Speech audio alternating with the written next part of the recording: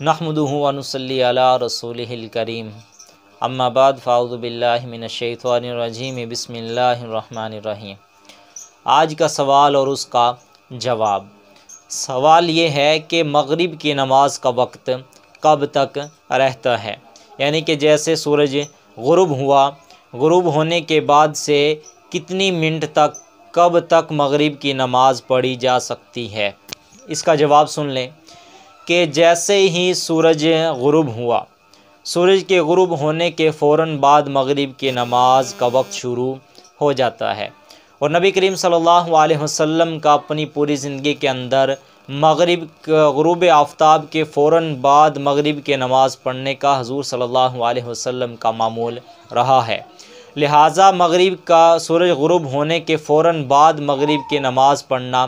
افضل ہے۔ لیکن اگر کسی مجبوری کی وجہ سے یا سفر کی وجہ سے اگر کوئی انسان فوراً بعد نہیں پڑھ سکا تو پھر اس کے لیے مغرب کے نماز کا وقت کب تک ہے۔ مغرب کے نماز کا وقت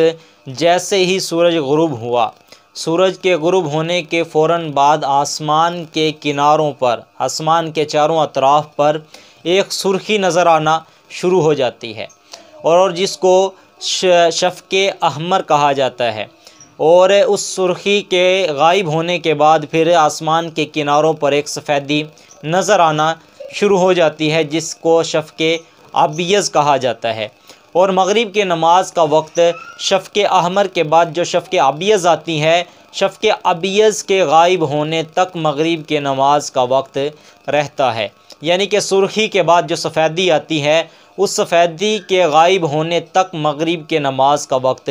باقی رہتا ہے۔ یہ تقریباً ہمارے علاقوں کے اندر اس کا وقت تقریباً گھنٹہ سوا گھنٹہ بنتا ہے، اور سردی گرمی کے اعتبار سے یہ وقت کم اور زیادہ بھی ہوتا رہتا ہے، یعنی کہ شفق ابیض کے غائب ہونے تک مغرب کی نماز اگر پڑھی جائے تو وہ مغرب کی نماز ادا ہوگی، قضا نہیں ہوگی۔